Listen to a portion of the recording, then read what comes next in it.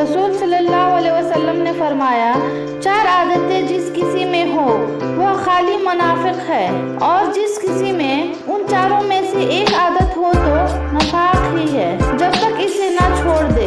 जब उसे अमानत बनाया जाए तो अमानत में खयानत करे, बात करते वक्त झूठ बोले, और जब किसी से अहद करे तो उसे पूरा ना करे, और किसी से लड़े तो गाली गलौज पर उतर आए। जिंदगी बहुत छोटी सी है, कोशिश करें कि किसी का मान, किसी का एतबार ना तोड़ें, क्योंकि वक्त तो गुजर ही जाता है, लेकिन दी हुई तलखियों का नक्श हमेशा के लिए रह जाता है। एक मरतबा हुजूर सल्लल्लाहु अलैहि वसल्लम ने पूछा कि ऐ जिब्रील, तुम्हारा उम्र कितना है?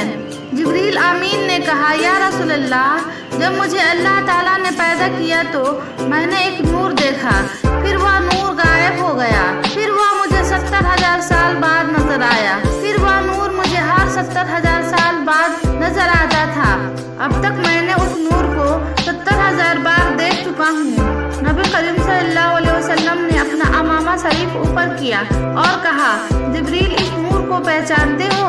पुकार उठे, या रसूल अल्लाह, यही वह नूर है। सुभान अल्लाह। पसंद आए तो लाइक, सब्सक्राइब एंड शेयर जरूर करें।